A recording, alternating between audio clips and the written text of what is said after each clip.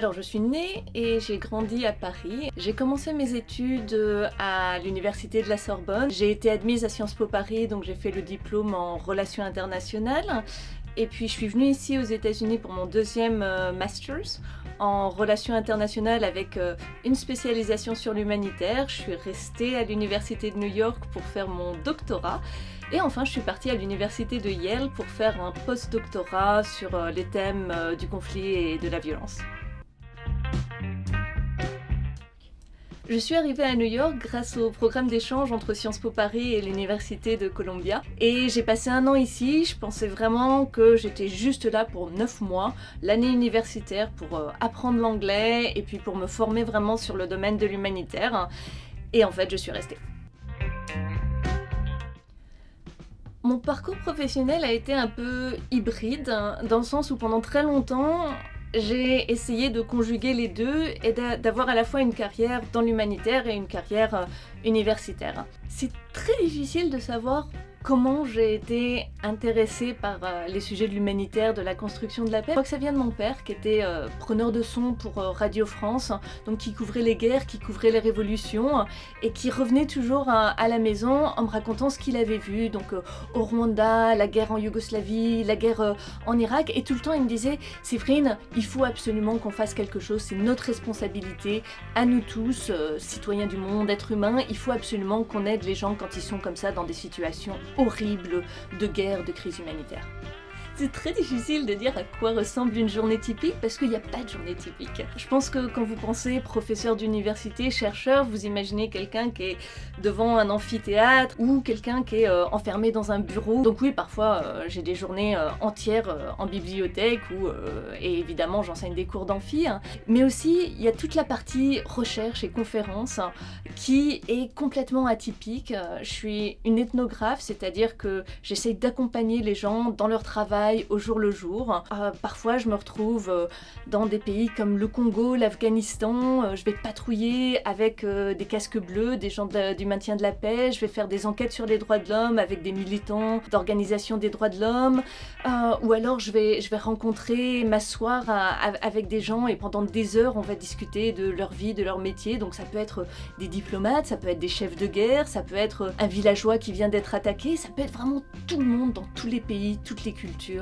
Et c'est vraiment important parce qu'il y a 2 milliards de personnes qui vivent sous la menace de la violence dans plus de 50 zones de conflit à travers le monde aujourd'hui. Et on a beaucoup parlé de ce qui marche pas dans la construction de la paix. Et je me suis dit maintenant dans mon nouveau livre, on va changer. Et on va regarder qu'est-ce qui marche, pourquoi ça marche, comment ça marche et qu'est-ce qu'on peut apprendre de tous ces gens en situation de guerre pour aider à construire la paix, non seulement la paix dans le monde, mais aussi la paix chez nous, autour de nous, dans nos communautés, qu'on habite à Paris, à New York, à Kitchanga, à Saint-Georges-de-Montaigu. Sur les fronts de la paix, c'est un livre porteur d'espoir. C'est un livre qui parle de communautés et de gens qui sont ordinaires mais qui ont réussi l'extraordinaire et qui arrivent au jour le jour à maintenir la paix dans leur communauté autour d'eux. C'est mon pays, la France, c'est là où j'ai grandi, c'est là où habite ma famille, c'est là où j'ai mes amis de toujours, mes amis les plus chers. C'est le seul endroit au monde où j'ai pas l'impression d'être déplacée, d'être une étrangère. J'ai trouvé un rituel. Je me lève le matin, je prends une tasse de café, je télécharge Le Monde et je lis Le Monde en buvant ma première tasse de café du matin, c'est extra. L'anecdote qui me fait le plus rire en lien avec mon métier ici, c'est le jour où j'ai reçu un coup de téléphone m'invitant à parler dans l'émission de Charlie Rose, le Charlie Rose Show. Pour les Français, Charlie Rose Show, c'est l'équivalent de Quotidien de Yann Barthès. Tout le monde connaît, c'est super prestigieux. Sauf que moi, je regarde pas la télé, j'ai pas la télé chez moi. Et donc, j'ai reçu ce coup de téléphone, j'ai raccroché, j'ai dit oui, attendez, je vais voir, je vous recontacte. J'ai raccroché, j'ai ouvert la porte de mon bureau, j'ai chopé le premier collègue que j'ai trouvé dans le couloir et je lui dis Mona, Charlie Rose, ça te dit quelque chose? C'est quoi ça? C'est legit? Et elle s'est marrée, elle fait oh, Charlie Rose, vas-y. Et donc j'y ai été et c'était super.